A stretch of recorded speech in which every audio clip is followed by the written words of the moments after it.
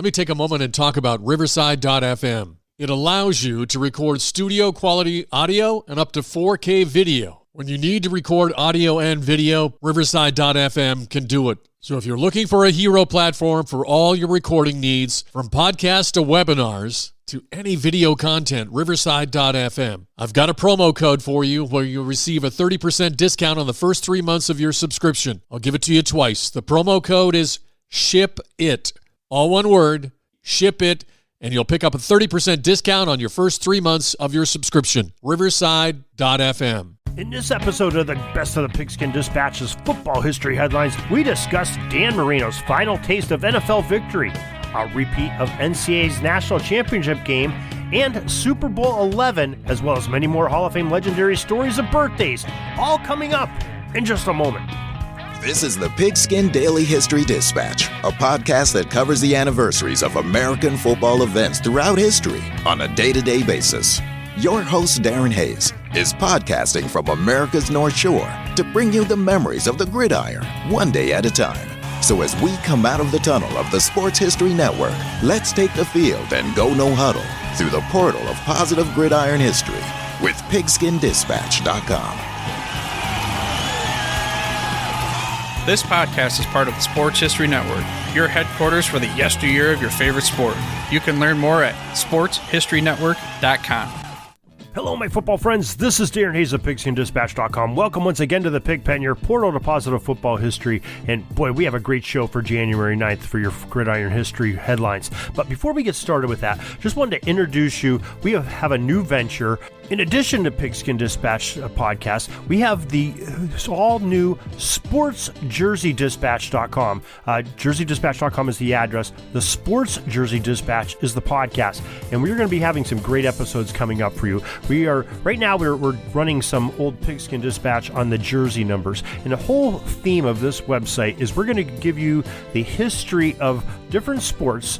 Football's one of them, but we're going to go to basketball and hockey and baseball and possibly even some other sports, some team sports where they wear jerseys and wear jersey numbers. And we're going to use those jersey numbers to express and preserve the history of the athletes and the games that they played. And we think it's really an interesting twist on it. And we hope you check us out at jerseydispatch.com and look for in your favorite podcast provider, the Sports Jersey Dispatch podcast. Now, let's get to your football history headlines. We're going to start off on January 9th, 1962 in the football history headlines. That's when the NFL issued a rule that prohibited the grabbing of a face mask on any player. According to FootballZebras.com's website, a head protector became mandatory in 1943. Yeah, that means a helmet. Face masks as part of the helmet were optional until 1955, but a player could still petition the NFL commissioner to be allowed to go without one. In 1956, a rule arrived where grasping the face mask of anyone except for the runner was illegal. That sounds kind of crazy by our standards today. But this 1962 rule brought the revision to pretty close to what we see today in the NFL and all levels of football for that matter, that if a face mask is grasped on any player, it's a 15-yard penalty, and if it's flagrant, the offending player is disqualified.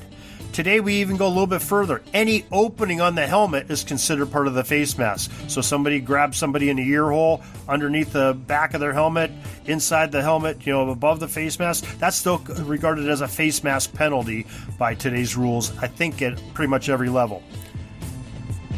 January 9th, 1967. The Pro Football Hall of Fame tells us that the New Orleans franchise officially adopted the name of the Saints. The NFL awarded the 16th franchise to the city of New Orleans on November 1st, 1966, All Saints Day. We have more on that story of that start of the franchise on our November 1st post. We have a link to it on our PigskinDispatch.com website. You can check it, or you can just go to PigskinDispatch.com and go to November 1st, and you'll read all about that great Saints franchise and the way that they got started. Well, we finally got there. We finally have a day where the earliest Super Bowl was played, so we're going to talk about all the Super Bowls in the coming weeks here. And January 9th, 1977, that game was played in the Rose Bowl in Pasadena, California. Yes, it was Super Bowl 11. This is the earliest date of the year that any Super Bowl was ever played, and judging by the current format of playing it in February, this is probably always going to be the earliest one played of January 9th. The matchup that year, 1977, was between the Minnesota Vikings and the Oakland Raiders, who both advanced through their respective conference championships that we discussed back on our December 26th posts and podcasts. After a scoreless first quarter, the Raiders opened up the scoring by rattling off 16 unanswered points before the half. That was really all they needed, according to the ProFootballReference.com website, as Raiders' defense stepped up and limited the Vikings to a mere 14 points the rest of the game. Oakland running back Pete Banaszak scored twice on short dives, and the DB Willie Brown registered a 75-yard pick six to seal the deal as the Oakland Raiders defeated the Minnesota Vikings 32-14 to capture the Lombardi. The game's MVP was Raiders wide receiver Fred Biletnikoff, and his hometown that he grew up in, Erie, Pennsylvania. That's where the pig pen is. Fred Biletnikoff had 4 catches for 79 yards in the game and no scores, won the MVP because he had a great game at crucial times. January 9th, year 2000. Miami Dolphins quarterback Dan Marino has his final NFL victory in the AFC wildcard game that year. The Dolphins defeated the Seattle Seahawks by the score of 20-17, according to the ProFootballReference.com website. The last game for Marino, that was the following week when the Jacksonville Jaguars steamrolled the Fins 62-7. And yes, the Seattle Seahawks were in the AFC until I believe about 2002 when they had realignment. Now let's take a quick break from our headlines and let me remind you can learn more about gridiron history on our website, pigskindispatch.com. And you can contact me, Darren Hayes, at pigskindispatch@gmail.com. We'd love to hear from you. Speaking of hearing from someone who's here, is one of my podcasting partners from the sportshistorynetwork.com that has a message just for you. Hello, sports fans. My name is Mark Mortier, and my show is called Yesterday Sports. My show mainly focuses on old school sports from the 1960s, 70s, and 80s. I'm a member of the Pro Football Researchers Association and a sports historian. I have a podcast every other Tuesday, so come join us at the Sports History Network for a trip down memory lane. January 9, 2012, at the Louisiana Superdome in New Orleans. At the 14th BCS National Championship, number 2 Alabama upended their SEC rival number 1 LSU 21-0 per the onthisday.com website. January 9, 2017, Raymond James Stadium in Tampa. The College Football National Championship game for this year was played. The College Football Playoff website called the game as an unprecedented rematch. The Clemson Tigers and the Alabama Crimson Tide would battle for the second consecutive year in the title game. The year prior was an exciting one as Alabama eked past Clemson 45-44, according to ESPN.com. And this game in 2017 had all the build-up and more of that original matchup and had lived up to its billing. Clemson rallied from a 2-score deficit early to get back into the game and then played some sound defense to limit Bama to a season-low 376 yards of total offense. The Tigers also got Bama off the field as Nick Saban's crew went only 2 for 15 on third downs in the game. 21 points in the final stanza by Clemson in a quarter that saw 3 lead changes brought the college season finale to a climax. With 1 second remaining, Clemson quarterback Deshaun Watson flicked a 2-yard pass to Hunter Renfrow to move number 2 Clemson past number 1 Alabama 35-31 in a thriller. We told you earlier that we had 4 birthdays to talk about of Hall of Famers on this January 9th, and the first one took place in 1909, Canton, Massachusetts. The fine center from Harvard University, Ben Tichner, played for the Crimson late in the 1920s. The NFF states that the Harvard wasn't exactly the best of teams when Tichner played there, but his menacing presence, especially on the defensive side of the ball, made him a standout and earned him recognition as an All-American in both 1929 and 1930. The National Football Foundation voted Ben Tichner into their College Football Hall of Fame in 1954. January 9, 1916, Auburn, New York. Jerome Brood Holland, the great end from Cornell, was born. This guy's bio on footballfoundation.org earns my respect. Brood came up from a big family that had 12 kids all in all, and money was tight, and as an African American wanting to attend Cornell and play football, he had to work hard. Brood is said to have worked his way through college by tending furnaces and working as a dishwasher yet still found time to do his studies and achieve straight A's. And oh yeah, he played a mean game of football too. He made the All-American team twice in his collegiate career, and his most productive game had to be the 1937 contest against Colgate, where he caught a touchdown pass and scored on 2 end-around plays. The NFF placed the name of Brood Holland into their College Football Hall of Fame in 1965. You just know in your gut that a fella as ambitious as Brood was is going to do something great in his life. Well, in fact, he did. He did multiple things. For one, he was the president of the Hampton Institute. He was also later the president of Delaware State College. He served as a U.S. ambassador to Sweden from 1970 to 1972, chaired the board of the American Cross. He was also a chairman at the Salvation Army, as well as a chairman of Planned Parenthood at one time.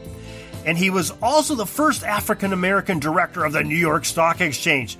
Now that is some great accomplishments by a very ambitious young man, older man, great football player, Hall of Famer, Brood Holland. Next is the Hall of Famer that we alerted to earlier in our opening number, and it was January 9th, 1934, Montgomery, Alabama. The stellar quarterback from the University of Alabama, Bart Starr, was born. Bart was a 17th round pick by the Green Bay Packers in 1956, according to his bio on the Pro Football Hall of Fame's website. His great career in the NFL lasted for 16 years, as he was under center for the 5 NFL titles and 2 Super Bowl victories by the Green Bay Packers. As a matter of fact, he was the most valuable player in both Super Bowl I and Super Bowl II. Bart's career stats show that he threw for 152 touchdowns and ran for 15 other scores. The most famous of those rushing touchdowns was probably the Ice Bowl in the NFL Championship game in 1967, when he plunged in for the game winner with little time left in sub-zero temperatures to give the Packers the victory over the Dallas Cowboys. The Pro Football Hall of Fame enshrined Bart Starr in the year 1977. January 9th, 1956, Satanta, Kansas. Kansas State linebacker Gary Spani celebrated his birth. Gary may very well be considered the greatest college football player ever from Kansas State, according to the National Football Foundation. Spani was an All-American selection in 1977 and was voted the MVP of the Japan Bowl, as well as the East-West Shrine Game, and was even a finalist in the Heisman Trophy voting. Gary was all over the field, especially in his senior year, when he was averaging an amazing 17 tackles per game. Can you imagine that, 17 tackles in a game? He even had multiple games where he had over 20 tackles that year. The doors were wide open at the College Football Hall of Fame to welcome Gary Spani in 2002.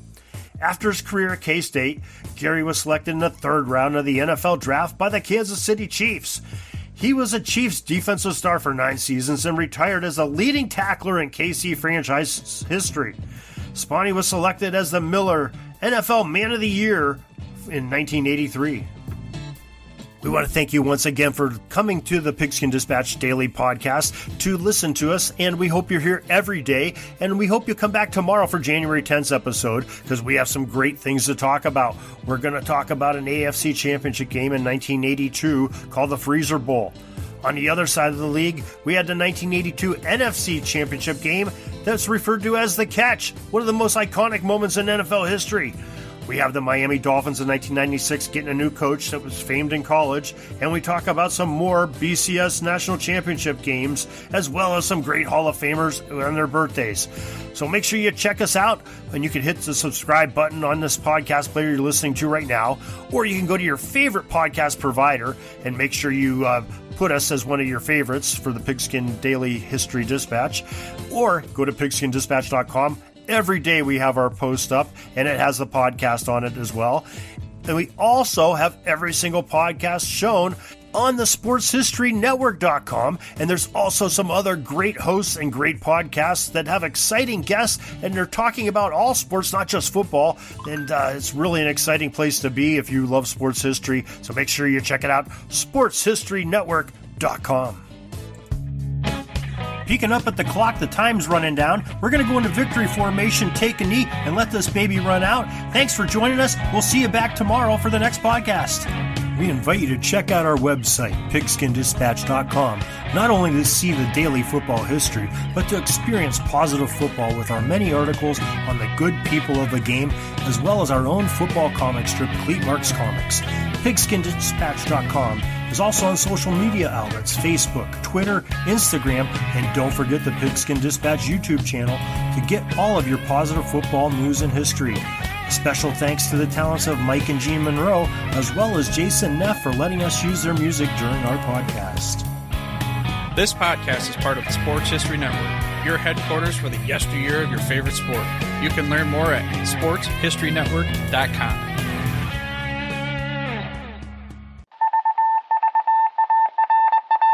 It was just another ordinary day in the offices of the Pittsburgh Guardian newspaper circa 1924.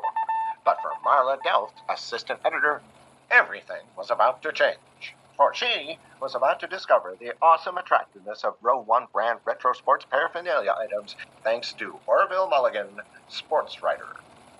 And there it is. Wow, Orville, that's really the bee's knees. Isn't it just? A poster-sized replica of the actual 1909 World Series program cover. I can see that. But where did you get it? And where'd you get it framed? I ordered it from the Row 1 website, where over 6,000 items of sports memorabilia from the 1880s to the 1990s are available for reproduction, in multiple sizes and in several different materials, with over a dozen styles of frame to choose from for prints like this. Well, I'm sure Mr. Delft would love to put up more of these in the office. But I'm equally as sure they're beyond this newspaper's budget. Not at all, my dear Marla. See for yourself. Go to sportshistorynetwork.com/row1. sportshistorynetwork.com/row1. Oh my, these are good prices.